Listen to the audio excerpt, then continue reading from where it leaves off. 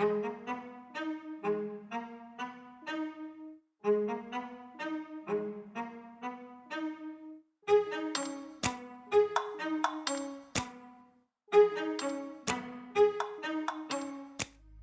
til podcasten Smoothie.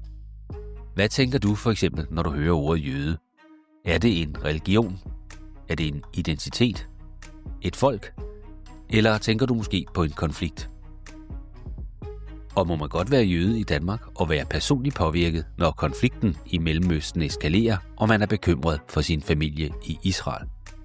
Podcasten Smoothie handler om kultur, tro, israelsk identitet, familie, mad og om at afmystificere det, vi ikke forstår. Podcasten bestyres af Caroline og Sara, og i 5 episoder inviterer de dig med indenfor i en personlig samtale. I det nordvestlige Sjælland sætter Sara og Caroline strøm til deres tanker om identitet og kultur. Sara har israelske rødder og en jødisk opvækst, og forsøger i podcasten at blive klogere på sin egen tro og identitet. Caroline er ikke jøde og kender faktisk ikke så meget til jødedommen, men hun er god til at få Sara til at åbne sig.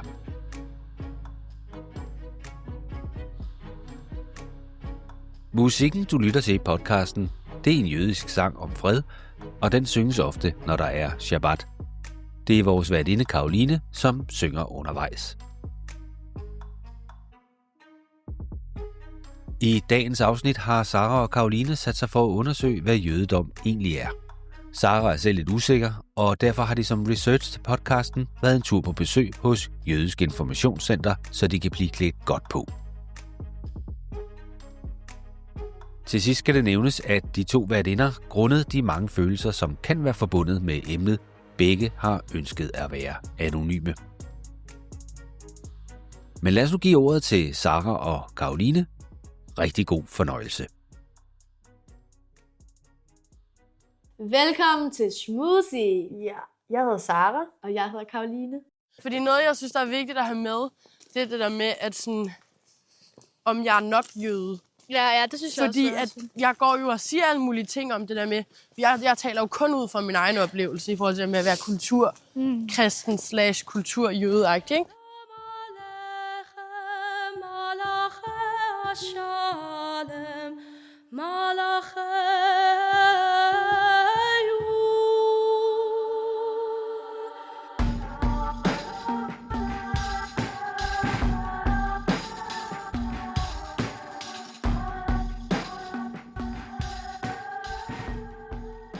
Jeg har faktisk lært den der, nu kan jeg ikke udtale det. Shalom aleichem, Ja. shalom. Ja, det er helt rigtigt. Ja, det er helt rigtigt. Melech, malachem. Ja. Shalom aleichem, shalom,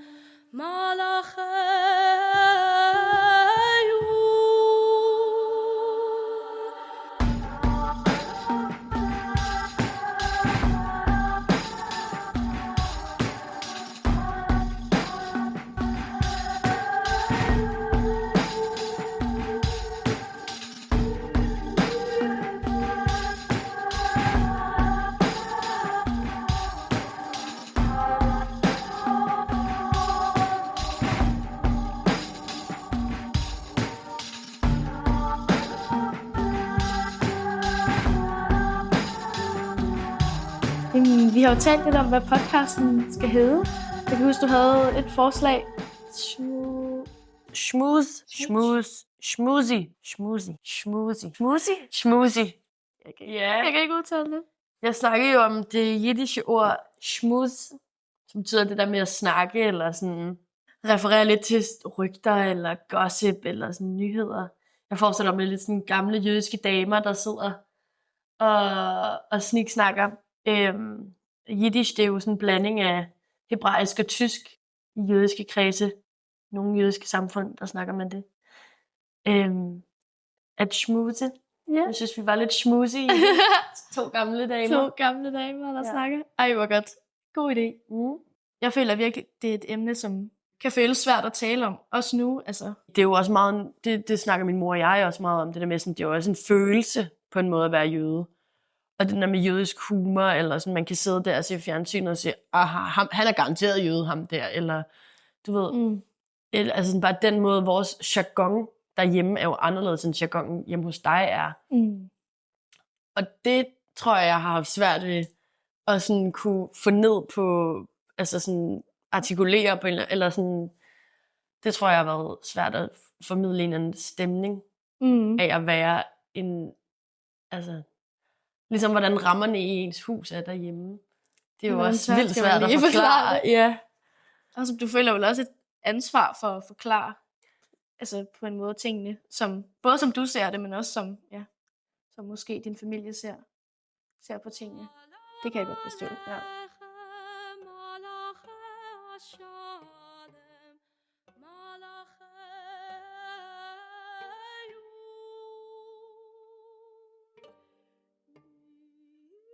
Det er altså også virkelig sent, jeg har opdaget, at jødedommen ligesom kom først.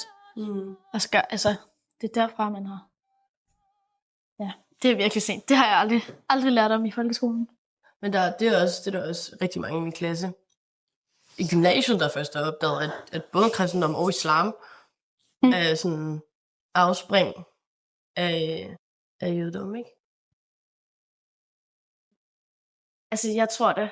Selvom jeg har da været med i historietimerne, at jeg ikke anede, at jødedommen var meget mere. Det er også det der med at finde ud af, at man forener sig med de værdier, det så står for. Ja, er det så religion, eller er det kultur egentlig? Det er også vigtigt at stille sig kritisk overfor, synes jeg. Ja, men også sådan, altså, det kunne da godt være, at det udsprang fra religionen, kulturen, eller det var omvendt. Det betyder jo ikke, at religionen er god eller dårlig, eller...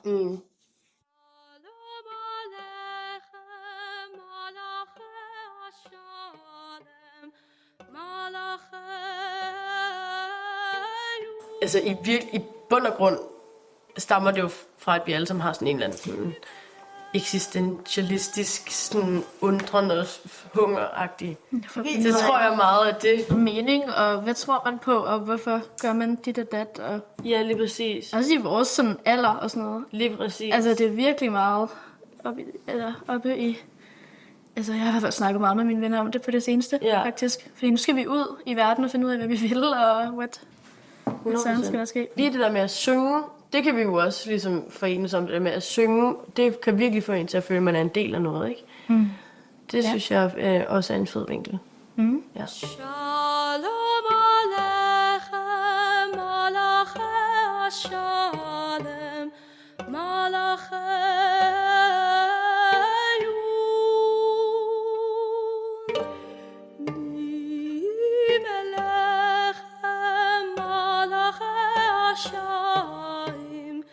Mit indtryk er faktisk, at det at være jøde er ikke altid sådan det, der sådan står øverst på dagsordenen, fordi man er måske 17 år og optaget af alt det andet, som der fylder, når man er 17.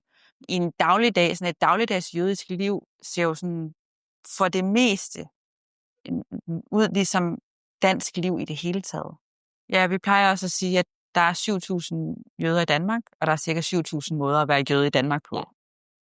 Det kan se enormt forskelligt ud, hvad det vil sige at være jøde i Danmark i dag. Altså man kan ikke sige én ting om, hvis man forestiller sig en dansk jøde, så er det ikke én ting, sådan præcis ting, man kan sige om, som vil dække for alle. Der er nogen, der er medlem i nogle menigheder, altså men der er også rigtig mange, der ikke er medlem af sådan et formelt sådan fællesskab. Man har jo en eller anden tilknytning til det jødiske folk, så det vil jo være sådan gennem enten, at man er, altså ens forældre er jødiske, og selvfølgelig også, hvis man er konverteret. Ifølge jødisk lov, som hedder Halakha, så er man jøde, når ens mor er det, eller hvis man er konverteret til jødedommen. Det er en praksisreligion, der man følger Toraen og de sådan, lov og påbud, der står i den jødiske bibel. Der er 3 menigheder i Danmark. Der er 2 synagoger. Altså vi har synagogen her i Krystalgade, som er et forsamlingshus. Det bliver brugt primært til gudstjeneste, men også til, at man kan samles om kultur, højtider, helligdage, store overskrifter i ens liv. Altså selvfølgelig bryllup er jo sådan en stor ting, så det er et knudepunkt for jødisk liv. Der er 3 menigheder. Den ultraortodokse som er knyttet lidt op på den bevægelse, der hedder Chabad. De lever efter sådan rigtig mange forskrifter. De praktiserer, lever efter Torah, holder streng kosher. Så er der reformmenigheden, som også, de har ikke et synagogerum, men de er også her i København. Der ligger der en bredere tolkning af, hvad det vil sige, og altså sådan, der ligger en bredere tolkning af Torah. Så for eksempel så har de en kvindelig rabbiner til gudstjeneste, der sidder mænd og kvinder sammen. Det minder meget om sådan, den bevægelse, som jeg egentlig tror den udspringer fra Europa, men er blevet ret stor i USA. Ja, og så er der den største menighed i Danmark, som er ortodox. Det skal man forstå sådan, at der igen, i alt er der jo sådan en tolkning, men man har nogle specifikke krav til, for eksempel, hvordan en gudstjeneste skal være. Mænd og kvinder sidder adskilt. Det er en mandlig rabbiner. Der er nogle krav til, hvordan en gudstjeneste skal forløbe. Men det er også den største og den bredeste menighed i Danmark, så det vil sige, at dem, der er medlemmer, der er omkring 1600 voksne medlemmer, lever ikke ortodokst.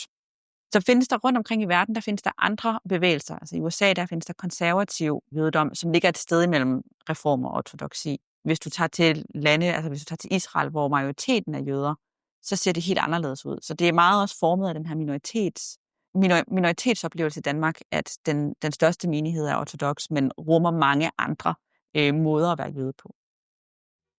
Yngre mennesker har sådan den samme, de har sådan et forhold til sådan jøden, det er en del af ens identitet, det er den man er, men sådan religiøsitet er der mindre af, er mit sådan umiddelbare indtryk. Når man går på et almindeligt dansk gymnasium, eller man er i en almindelig dansk fodboldklub, så vil der er en større risiko for som minoritet, at man ikke bliver forstået, eller man bliver set på som anderledes. Der kan også være enormt mange sådan forestillinger om, at man er, hvis man siger, man er jøde, altså man er en bestemt ting. Men jødedommen er jo heller ikke kun en religion, det er også en etnicitet, altså etnoreligion, siger vi der. Altså man er del af et folk.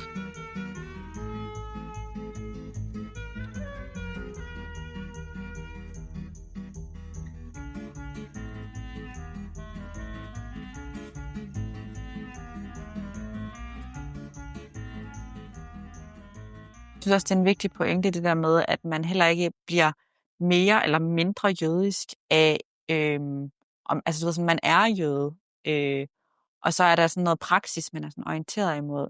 Og så kan man så tale om man er mere praktiserende eller mindre praktiserende.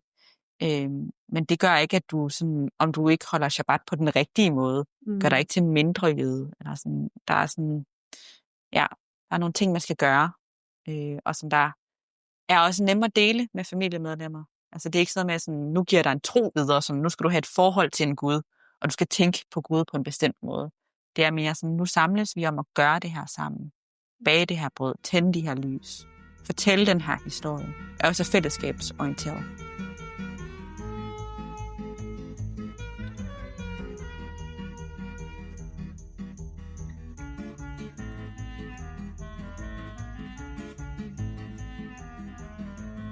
I en dagligdag, sådan et dagligdags jødisk liv, ser jo sådan for det meste ud ligesom dansk liv i det hele taget. Og det er der jo også enormt stor pointe i at vise, at så vi har jo her i Jødisk Informationscenter, der inviterer vi jo rigtig mange skoleelever ind til undervisning i synagogen, for at vise, at sådan, vi vil rigtig gerne møde jer. Vi vil rigtig gerne vise jer synagogen og tale med jer og svare på jeres spørgsmål. Og det er jo bare det, vi gør. Så er der jo Kulturfestivalen, som der holder et stort åbent arrangement, hvor man kan komme og høre musik og dans og teater og film. I de her fællesskaber, der har man nok også nogle gange, når man er i et fællesskab, hvor andre er jøder, det er ikke noget, man sådan har brug for sådan at tale vildt meget om, eller sådan, det eksisterer ligesom i de her fællesskaber. Det eksisterer i rummet. Man behøver ikke at italesætte det.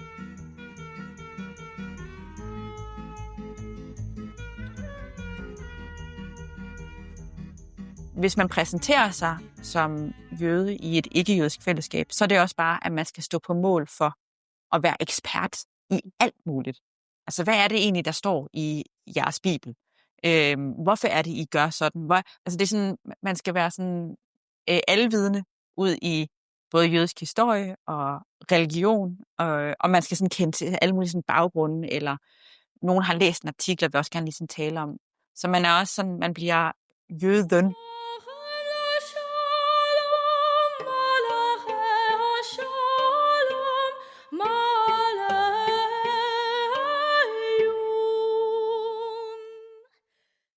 det er en mærkelig situation, vi er i.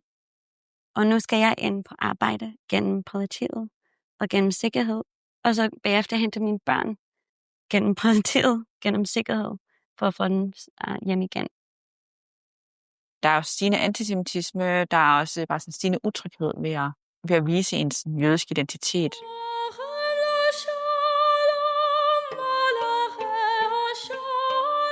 En af de tegn for, at du er inde i en subkultur, er, at når I er sammen, så tæller I på en måde. Og når det er en, som kommer fra udenfor, at der er den større gruppe, så skifter du lidt den måde, du snakker på. Og det kan jeg virkelig mærke i den jødiske samfund her. Især i svære tider har man brug for hinanden på en anden måde.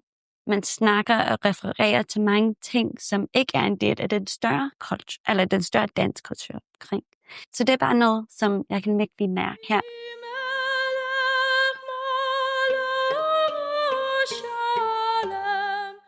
Det er meget vores job i den jødiske informationscenter, at vise folk, at vi ikke er farlige. Vi er faktisk meget søde. Det er vores store opgave. Antisemitisme er et resultat af, at der er nogen, der er antisemitter. Antisemitisme og had mod jøder er et resultat af, at der er nogen, der har nogle fordomme og konspirationsteorier om jøder. Det er faktisk ikke noget med jøder at gøre.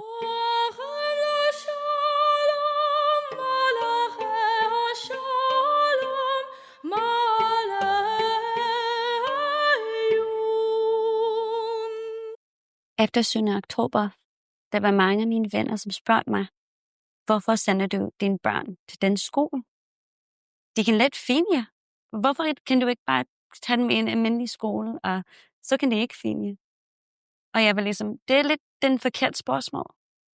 Den rigtige spørgsmål er, hvordan kan vi leve i en samfund, hvor det ikke er okay at sende et barn i en lille bitte mini-skole med en lille minoritetsgruppe? Hvordan kan vi leve i en samfund, når det er ikke sikkert at sende dine barn der?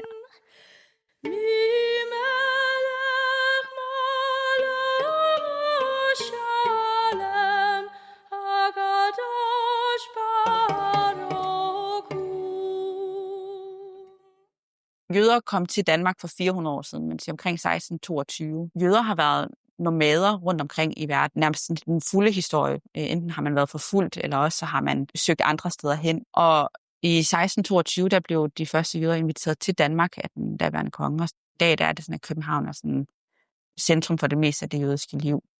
Fordi der er 3 menigheder i København.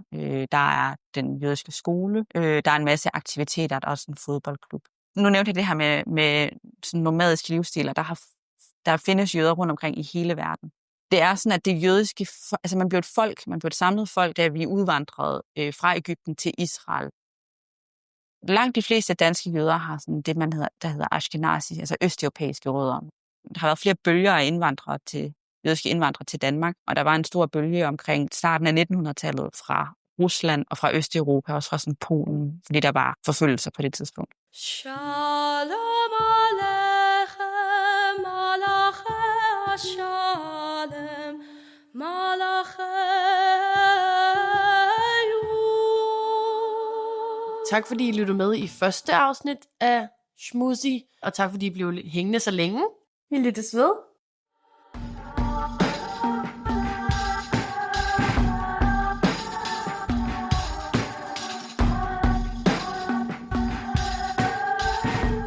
I dagens episode medvirkede også Lisa og Karoline fra Jødisk Informationscenter. Podcasten er produceret af Perlefilm med støtte fra Kulturministeriet. En særlig tak skal lyde til Jødisk Informationscenter og til Saras familie.